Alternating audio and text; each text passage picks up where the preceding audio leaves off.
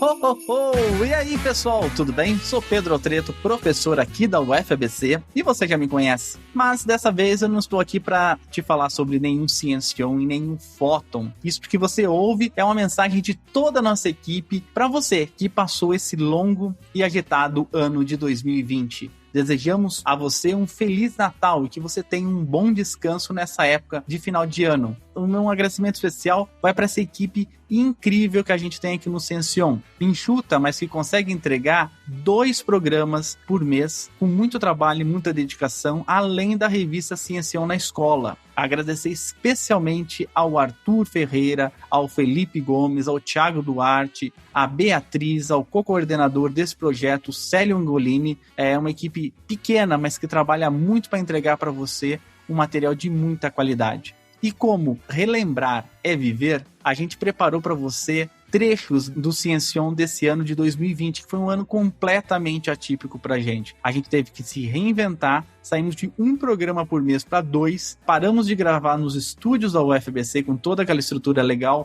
fomos para as webconferências, conseguimos ampliar as nossas discussões e trazer um público que a gente nunca esperava ter. Muito obrigado a todos vocês que ouvem o Ciencion, muito obrigado a vocês que são semeadores e divulgadores do Ciencion. Vocês fazem realmente toda a diferença, indicando o podcast para muitas pessoas. Muito obrigado mesmo. Se eu pudesse, daria um abraço em cada um de coração. Muito obrigado mesmo. Você está convidado em 2021 a estar com a gente também. Traga propostas de novos temas, convidados que você gostaria de conhecer a história e conhecer os temas. Entra nas nossas redes sociais, no Facebook, no Twitter, no Instagram, comenta. Fique agora com a coletânea do Felipe Gomes, com trechos hilários, trechos pensativos do ano de 2020. Muito obrigado a todos vocês, um Feliz Natal e um próspero 2021. Science and Technology. Uma pergunta difícil de fazer mais uma difícil. O Pedro hoje tá animado na pergunta difícil, Porque, ó, essa daqui, a gente, só pro pessoal da pauta, né, que a gente fez a pauta aqui, a gente colocou: o meio acadêmico possui preconceito. Né? E já percebeu. Mesmo a gente não estando tanto no contexto, mas eu queria ir um pouquinho além dessa pergunta, se tem preconceito, porque a ciência, né, ela é feita de financiamento, né? A gente precisa de financiamento para ter bolsa de mestrado, bolsa de doutorado, etc e tal. A professora Ana trabalha numa área muito parecida com a minha, muito correlata com a minha. Eu gostaria de entender se o preconceito atrapalha também nessa área de, primeiro, conseguir aluno de mestrado, doutorado e C, e o financiamento. Como que é o financiamento? Assim, de financiamento de pesquisa, eu não consigo, não tive problemas, assim, né? De alunos também não. Os alunos que me procuram, sempre tem procura, nunca tive problema. E no meu lápis está escrito, então acho que eles já vêm sabendo que eu sou uma mulher trans, né? Então já fica claro, você vai ter que trabalhar com uma mulher trans, né? Mas eu acho que para os alunos é sempre mais sossegado. Posso falar até pela experiência da graduação. Os alunos aqui da universidade são muito ponta firme, tirando um ou outro, né, ponto fora da curva. Então, eu acho que nesse ponto, não, mas eu acho que a ciência, de forma geral, ela tem preconceito ainda com a mulher. E eu vou dar 2 exemplos. A gente nunca teve uma diretora científica na FAPESP. Por quê? A gente tem pesquisadoras fantásticas aí, não tem? A gente teve pesquisadores que poderiam ter ocupado, mas nunca foi cogitado assim, diretoras científicas da FAPESP. Ou seja, assim, você pode ficar lá no seu laboratório, produzir muito, publicar muito nos congressos, ser presidente de sociedade, mas aqui ser diretora científica da FAPESP, aí já é uma outra coisa, né? E isso não é explícito, é uma coisa que está implícita. Uma bela história na medicina, que não sei se é verdade, mas deve ser. Os médicos chegam para os novos, né? E vão ver os pacientes. Então, o médico mais velho sempre diz uma coisa do tipo: se você só vê um relincho, pensem que é um cavalo e não que se trata de uma zebra. Tá? Tudo bem? Então, isso quer dizer que nós, por isso que procuramos, a ideia de procurar vida é vida baseada no carbono, do qual temos alguma ideia de como funciona, porque o carbono forma cadeias, e as cadeias são importantes para formar toda a sequência, né, de aminoácidos, blá blá blá, com as bases e depois, posteriormente, o RNA e o DNA. Então, não é impossível, tem havido trabalhos de que para mostrar que isso é um dos caminhos biológicos para a vida, mas que, por exemplo, o silício também consegue formar cadeia. Agora, é um exercício de ficção, né, importante, que até agora não encontrou nenhum sustento em organismos terrestres e muito menos fora da Terra, não é? Não é impossível, mas é improvável e difícil de estudar na ausência de exemplos concretos. Por outro lado, a vida pode até prescindir das moléculas orgânicas. Isso que a gente não está... Não é óbvio que a biologia seja a única forma de ter vida. Ou seja, a vida, no fundo, está definida como uma transmissão de informação proposital, etc. Então, isso pode... Houve especulações ainda mais selvagens, propondo coisas ainda mais incomprováveis. Mas que precisam ser exploradas, porque a gente está procurando algo que nós conhecemos, mas podemos trombar com algo que não conhecemos. Então, não sei se responde integralmente a tua questão. Nós procuramos vida tal como a conhecemos e as células têm uma afinidade pela água, porque o material orgânico é solúvel em água, então permite a osmose e coisas assim. Então, isso faz lembrar de que quando você detectar oceanos, água líquida nos planetas, então a vida é muito provável tal como nós a conhecemos. Então, isso ou seja, um pouco o problema do ovo e a galinha, não é? Nós procuramos o que sabemos que pode existir, embora exista outra possibilidade que talvez sejam tão prováveis quanto sejam viáveis, mas que nós não sabemos. Mas não quer dizer que não haja pessoas estudando isso assim. Então, assim, não há nenhum registro, acho que nem sequer pessoal do Franklin, falando sobre o experimento da pipa. Foi feito? Não sabemos. Ao que tudo indica, parece que foi feito, mas não podemos afirmar assim com certeza. E mesmo que tenha sido feito, o próprio Franklin ele não colocou nesse experimento uma importância como a gente coloca hoje. Para o Franklin, o principal experimento é um outro chamado experimento da guarita, que eu já posso comentar daqui a pouco, e ele pensa no experimento da pipa como uma coisa coadjuvante. Então, ao que tudo indica, se ele fez esse experimento, não considerou esse experimento tão capital, tão crucial como a gente vê hoje, um grande evento, etc. Né? Se você busca lá Benjamin Franklin Kite, que é pipa em inglês no Google, você vai ver várias gravuras do Franklin com a pipa. Mas aquilo ali não tem nenhum registro histórico do próprio Franklin. Só um relato que foi feito pelo Priestley no seu livro de História da Eletricidade, que acredita-se que tenha gerado toda essa anedota como a gente conhece hoje. Se a gente pegar a história, a biografia do Franklin, né, ele sempre foi muito envolvido com as gráficas, com a tipografia. Então ele publicou jornais na época, antes de trabalhar com eletricidade, jornais ali em Silvânia. Ele publicava, por exemplo, o Almanaque do Pobre Ricardo, Poor Richard's Almanac, que tinha coisas assim, sei lá, seria como se fossem essas revistas de fofoca hoje em dia, né? Por exemplo, tinha, vai ter um eclipse da Lua no dia tal, aí tinha provérbios, tinha coisas desse tipo, né? Com relação à segurança, é preciso entender uma coisa, não existia a noção que a gente tem hoje de que mexer com a eletricidade era perigoso. Então, a eletricidade era um fenômeno novo, ninguém conhecia seus efeitos, e mesmo, por exemplo, as máquinas, primeiros geradores eletrostáticos, a eletricidade que era gerada era muito pequena, dava ali os choquinhos, como você tem, por exemplo, você pega um Van der Graaf, por exemplo, né? Você tem aquele choquinho que é um incômodo. Depois da garrafa de Leyden, aí você consegue acumular grandes quantidades de eletricidade. Aí você tem choques mais fortes. Aí as pessoas começam a falar, bom, eu acho que, né, você pode ali desmaiar, por exemplo, né? Você pode matar um frango, né?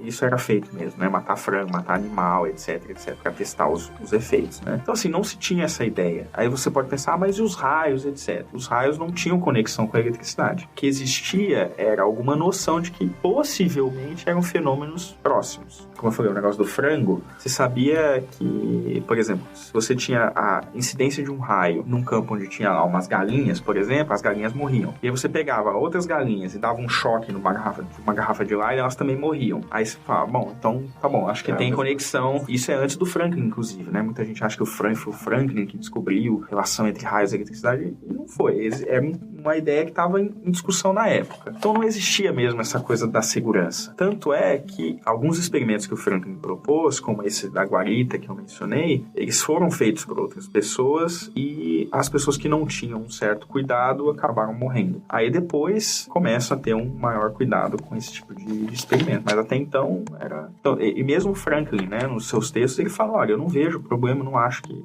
vai haver perigo, né, para a pessoa, se ela ficar bem num abrigo, etc. Não faça o experimento da pipa, que você vai morrer. Queria saber quem leva o Oscar, também vou pedir perguntar pra Graciela e pro Célio, quem leva o filme, pelo menos o filme que leva o Oscar em 2020. Eu diria, hoje, acho que fortes concorrentes. Era Uma Vez em Hollywood. Tem o Parasita, que é um filme coreano. Tá sendo super bem elogiado e tal. Bom, tem outros filmes da Netflix que estão ali no circuito, né? O Marriage Story, por exemplo. O Irlandês, né? Do Scorsese, é verdade. Eu vou fazer um chute ousado. Eu acho que pela primeira vez um filme estrangeiro vai ganhar o prêmio de melhor filme. And the Oscar goes to... Parasite. Acho que vai ser o Parasita. O tempo, pelo que você está me contando, então pode passar diferente de pessoa para pessoa, né? Para mim, nesse isolamento aqui, por exemplo, ontem, para mim, o dia foi de 1 hora, praticamente. Eu nunca vi um dia passar tão rápido como o dia que passou de ontem. De novo, vai depender um pouco de qual desses aspectos a gente está falando. Uma coisa que acaba complicando um pouco nessa discussão, né? Quando a gente pensa em tempo, a gente pensa muito em relógio. O relógio é um artefato fantástico, porque ele tem um mecanismo muito simples e com esse mesmo mecanismo ele consegue dar conta de explicar todos esses fenômenos. Percepção de segundos, horas, dias, quanto tempo durou o dia ontem, que dia do mês a gente está, que época do ano a gente está. E parece uma coisa tão simples que a gente fica meio surpreso quando a gente percebe que o nosso cérebro não é assim. Então, no nosso cérebro, coisas diferentes são chamadas de maneiras diferentes. Para responder mais diretamente a sua pergunta, quando a gente fala de intervalos pequenos, aí na casa de centenas de milissegundos a segundos, um fator que influencia muito a nossa percepção de tempo é a atenção. Se você está com sua atenção alocada a outra coisa, se você está fazendo outra atividade, o tempo passa muito rápido. Se você está alocando sua atenção no tempo, o tempo passa muito devagar. Então, se você está fazendo uma coisa extremamente entediante, está na fila de um banco, está esperando a água ferver, está fazendo qualquer coisa que você não tem nada para prestar atenção, toda sua atenção está alocada no tempo e o tempo passa muito devagar. Se você está distraído fazendo algo muito legal, toda sua atenção está nessa outra coisa, o tempo passa muito rápido. Parece que para nossa experiência de tempo isso também é verdade. Então, quanto mais atenção você tem alocada no tempo, mais devagar passa. Então, por exemplo, você me falou, ontem seu dia durou 1 hora. Mesmo sem saber o que você fez, eu chutaria que foi um dia extremamente ocupado. Então, deve ter sido um dia que você acordou e fez um monte de coisas, e a hora que acabou o dia, você falou, nossa, eu nem vi o tempo passando. Deve ter sido porque sua atenção estava alocada em todas essas outras tarefas. O que faz falta para mim, pelo menos, é a falta de rito, né? Porque, por exemplo, quando você tá num dia normal, você tem o horarinho lá do café, que você faz na UFABC, então você sai da sua sala, vai tomar café. A impressão que me dá quando eu tô muito tempo dentro de casa, é como eu não tenho tantos ritos, me parece que o dia parece que nunca acaba e também nunca começa, sabe? E isso também é curioso. Isso que você está falando lembra um pouco uma coisa que a gente chama de paradoxo das férias. Que nem eu falei, durante a passagem do tempo, quando a gente presta atenção em algo, o tempo passa mais rápido. Se você presta atenção no tempo, o tempo passa mais devagar. Mas quando você lembra algo, isso se inverte.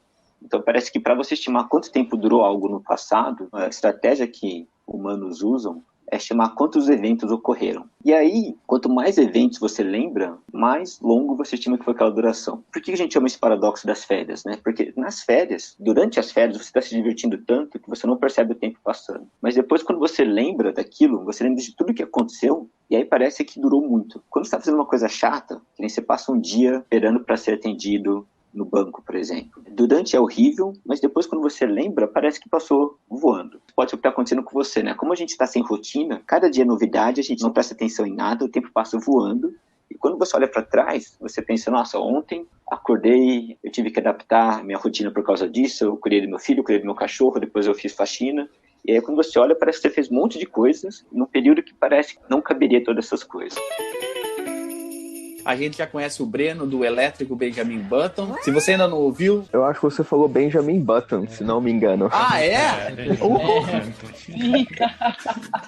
A gente já conhece o Breno do elétrico Benjamin Franklin. A mãe do Newton, ela se casa de novo com um sujeito chamado Barnabas Smith, e aí ela vai, se muda com ele, e o Newton fica na fazenda com a avó, né? Muitos estudiosos, muitos historiadores desses aspectos pessoais da vida do Newton reforçam como essa questão foi bastante traumática para ele, né? Ser abandonado quase literalmente, isso quando ele tinha mais ou menos 3 anos de idade. Ela volta com ele quase entrando na adolescência, né? Ou saindo da infância, e isso teria influenciado um pouco a sua personalidade bastante difícil, vamos dizer assim. O que é personalidade difícil? Uma personalidade difícil é uma pessoa, assim, como que eu posso dizer em termos polidos? É difícil mesmo de conviver. Existem relatos, eu vou citar pelo menos um que é bem conhecido, não era conhecido exatamente na época, né, do Newton e tal, mas foi conhecido algumas décadas depois da sua morte, por uma questão de revelação de cartas e tal. Ele teve uma disputa bem grande com o astrônomo real da época, que era o John Flamsteed, isso no final do século XVII para o XVIII. O Newton queria dados astronômicos, né, e o Flamsteed queria os dados astronômicos, mas não quis dar o devido crédito ao Flamsteed, e aí isso gera uma disputa, e o Newton ficou conhecido por, digamos, fazer a caveira do Flamsteed, destruir a reputação da pessoa. É nesse sentido, né, uma pessoa difícil nesse sentido, assim, de não prezar muito pela cordialidade, né, e tem algumas cartas, inclusive com outros filósofos, outros pensadores da época, que a gente pode notar mesmo que o Newton era uma pessoa que ficava irritada muito facilmente, assim, você pode ver mesmo na carta o ódio exalando dessas cartas que ele trocava com alguns outros pensadores, alguns outros filósofos naturais da época. Poderíamos dizer então que ele era soberbo. Assim, é difícil a gente estabelecer exatamente esses traços de personalidade, porque o que sobra para o historiador estudar são os escritos. Então, quer dizer, você não tem um relato, pelo menos não é conhecido hoje, ninguém escreveu sobre especificamente a personalidade do Newton. Mas pelas cartas, pelos trechos, pela forma como ele se comunicava com algumas pessoas, nota-se que ele era uma pessoa arrogante, em algumas ocasiões. Em muitas outras cartas ele é bastante polido, educado e tal, principalmente com seus colegas, as pessoas que o apoiavam e tudo mais, mas em alguns momentos você nota que, de certa forma, exercia a sua autoridade. Isso principalmente quando ele se torna uma pessoa bastante conhecida e respeitada e tudo mais. Eu sou Célio Angolini, também professor aqui da UFABC. Não vai deixar mensagem, Célio? Não, essas mensagens é frescura.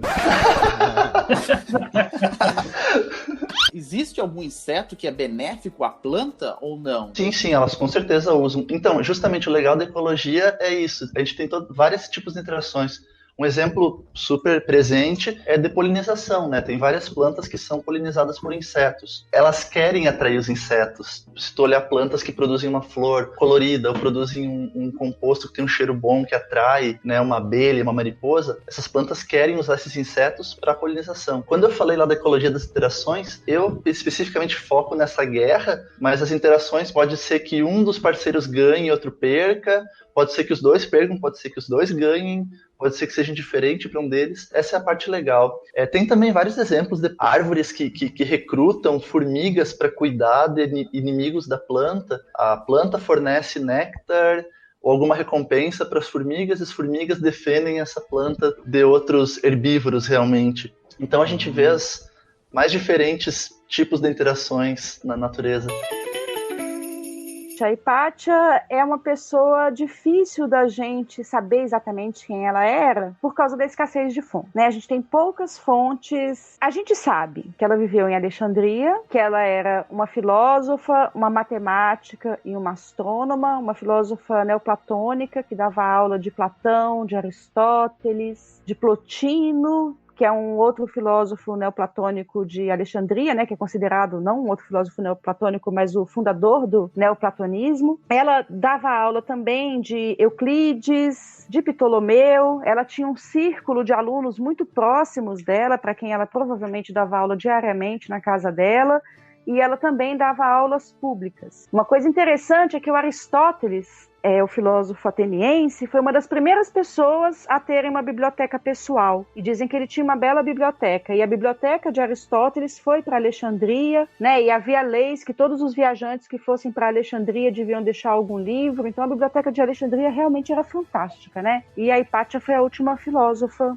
que trabalhou lá. Embora ela aparentemente nunca tenha deixado Alexandria, a influência intelectual dela se expandiu ali por toda a região mediterrânea. Além disso, ela era uma pessoa ouvida em Alexandria pelos funcionários do império, pelos administradores da cidade, por pessoas da igreja. Então ela era uma pessoa de grande influência política, não só sobre os alunos, mas na cidade de uma maneira mais ampla. Quanto às obras da Hipátia, a gente percebe esse problema do apagamento. Né? O que a gente vê é que hoje há evidências de que o Almagesto do Ptolomeu, da maneira como ele chegou até nós, é um comentário da Hipátia. Essa tese é defendida pelo Alan Cameron, num livro relativamente recente, estou aqui vendo, de 1990. Então, essa tese do Cameron é de 1990, né, de que o Almagesto do Ptolomeu, assim como nós o conhecemos, é, na verdade, um comentário da Hipátia ao Almagesto. O que faz um certo sentido, né? O Almagesto é um livro que eu estudei bastante a fundo e ele é muito, muito, muito detalhado e bem explicado. Então, realmente não seria surpreendente que fosse um comentário, né, a uma obra. Agora, o que exatamente ali é da Hipátia e o que é do Ptolomeu, aí seriam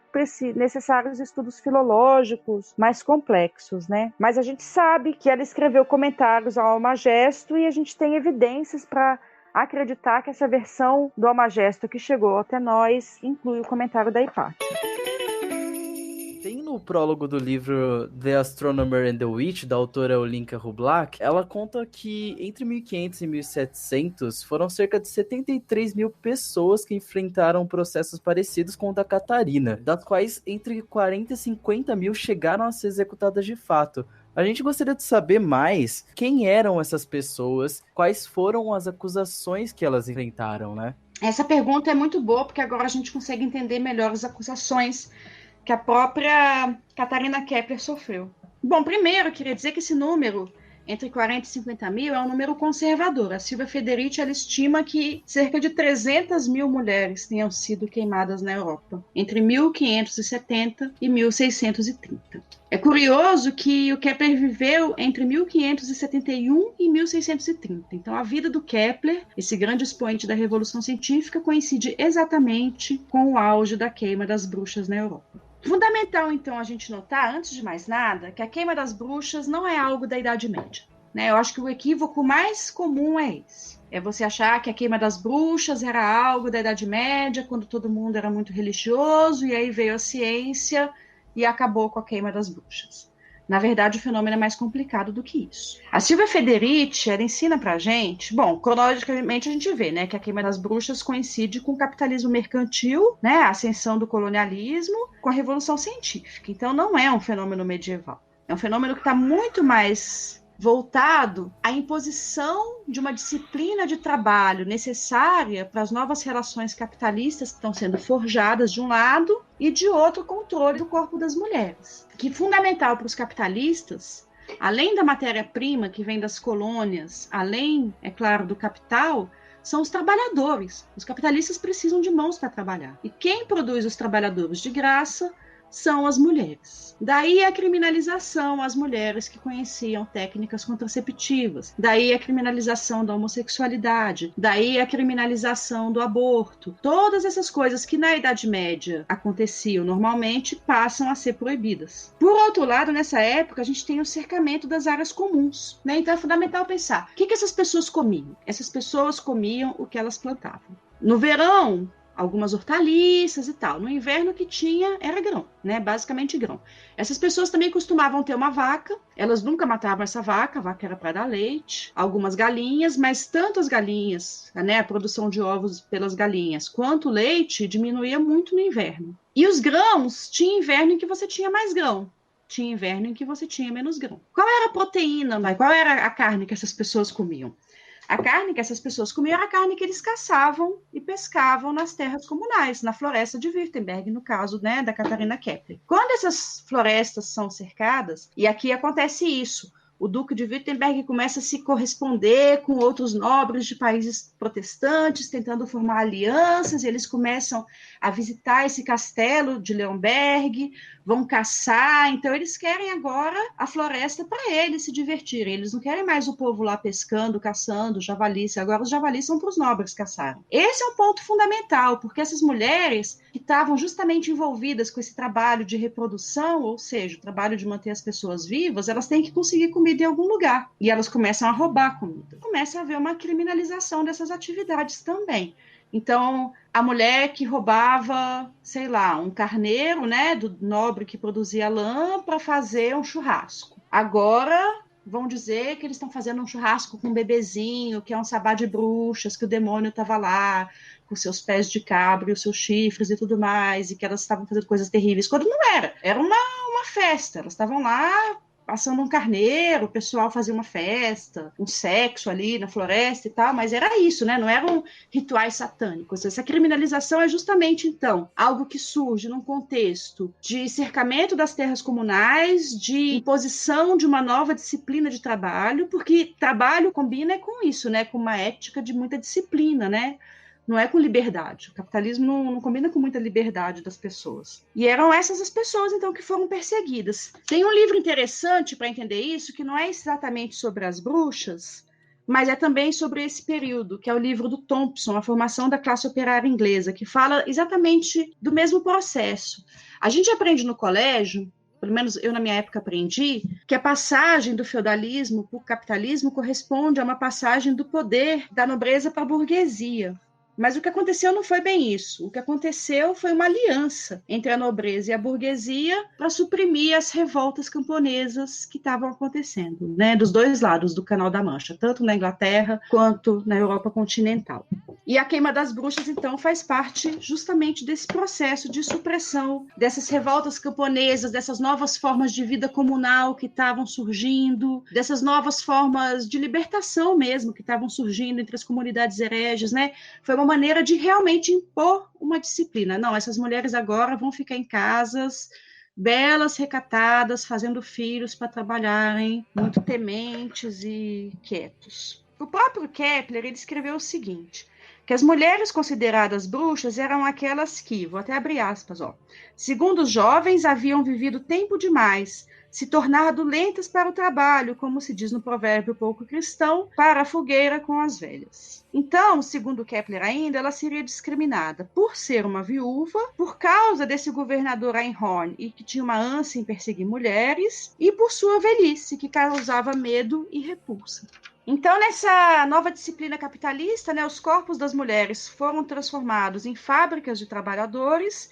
Essa medicina popular que era exercida pelas mulheres foi criminalizada, conforme a medicina foi se estabelecendo nas universidades. Inclusive, as parteiras também foram ridicularizadas, elas eram chamadas de incompetentes, né? E agora os médicos homens é que deviam entender disso. Eu tenho uma amiga, professora da UFBC também, a Luciana Palharini, e eu vi uma fala dela muito interessante, em que ela falou que no começo esses médicos não lavavam as mãos entre tratar de um doente, sei lá, de peste bubônica e fazer um parto. Então, a mortalidade dos bebês aumentou muito quando se deixou de recorrer às parteiras. Mas nada disso estava aberto à discussão. Então, essas mulheres que faziam essas garrafadas, essas mulheres benzedeiras, começaram a ser perseguidas. As mulheres pobres que invadiam as florestas, na Alemanha muito fria, nem para conseguir lenha as pessoas não podiam mais entrar nas florestas. Então, basicamente, eu acho que esses são os motivos. A Catarina, outra acusação contra ela é que ela teria feito uma reza para o açougueiro de Leonberg, que também estava mancando. As pessoas, pelo visto, levavam uma vida muito dura, né? Carregando peso e tal, que prejudicava o organismo e acabava culpando as bruxas, né? A mulher passou, me botou uma olhada e pronto. Copiei aqui porque eu acho interessante a reza da Catarina Kepler, que foi preservada no processo. Disse lá, diante dos acusadores: Deus me seja bem-vindo no sol e nos dias ensolarados.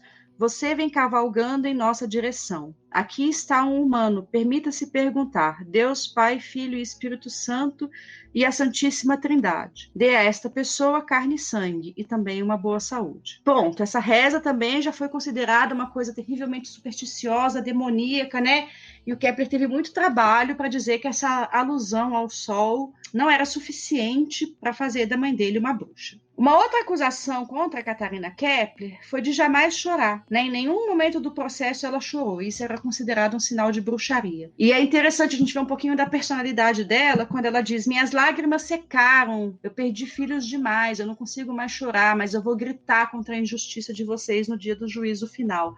Então a gente vê que ela era uma mulher braba, né? Como a gente diria hoje. E isso era um problema. Ela era uma mulher que viajava, ela era uma mulher que andava pela cidade, ela era uma mulher que conversava, e isso agora não cabia mais na nova disciplina que estava sendo imposta. Mas tem uma coisa que eu acho que me chama muita atenção nessa questão das definições, né, de música, que um aspecto, né, que nenhuma dessas definições abarca, na verdade. O fato de que a música é um comportamento que caracteriza o ser humano. Isso é uma coisa que nenhuma definição engloba, né, mas, no entanto, é o que é mais evidente, né, sobre música, né, que música é um comportamento característico do ser humano. Da mesma forma que a gente nasce programado a aprender a falar, independentemente de que língua a gente vai aprender a falar, aparentemente também a gente nasce programado a se envolver de alguma forma em atividades musicais, né? Existe uma enorme diversidade de estilos musicais, mas o impulso a apreciar ou a fazer música está sempre presente, né? Independente da cultura em que a gente nasce. E é engraçado, né? Como a música é importante para os seres humanos e a gente nunca para pensar por que isso, né? É uma coisa que a gente normalmente não gasta tempo pensando, a gente só consome, né? Tem um estudo que fala que os americanos ouvem mais de 5 horas de música por dia e que gastam mais dinheiro com música do que com sexo ou remédios. Então, imagino que é isso. É uma importância aí que a gente não tem, enfim, eu nunca tinha parado para pensar nisso, né? O que é o ouvido absoluto, né? Vamos lá, vamos tentar definir primeiro o que é isso, para quem não sabe, né? O ouvido absoluto é uma habilidade que algumas pessoas têm de associar nomes de nota ao som, né? Sem referência. Se toca uma buzina, sei lá, na rua, aqui, agora, o portador de ouvido absoluto vai dizer assim: essa buzina está em mi bemol. No som da buzina vem junto o rótulo mi bemol. A gente pode pensar nisso como uma espécie de sinestesia também, né? O que é sinestesia? É quando você mistura informação de duas modalidades sensoriais, né? Então você pode ouvir um som e relacionar uma cor àquele som. Isso não é incomum entre portadores de ouvido absoluto também, mas não necessariamente só entre portadores de ouvido absoluto, né? Tem outras pessoas que têm sinestesia com letras, por exemplo, de ver letra e cada letra tem uma cor, ou cada som tem um cheiro ou uma textura específica, e isso é imediato, né? Mas a sinestesia, ela varia muito, né, de uma pessoa para outra, assim. Eu posso ouvir um sol, uma nota sol verde, e você ouvir a nota sol azul, entendeu? Então a sinestesia não tem um padrão, não é igual para todo mundo. Muito obrigado a você que está escutando o Ciencion. Não esquece de nos seguir lá no Facebook, no Instagram, no Twitter e entrar na nossa página, que é pesquisa.ufbc.edu.br/Ciencion. Se você não guardou esse nome completo, é só ciencion.com, entra lá ou mande contato@ciencion.com. Obrigado. Olá! O podcast que você acabou de ouvir foi editado por Fê Gomes com colaboração de Thiago Duarte. Um Feliz Natal e até o ano que vem!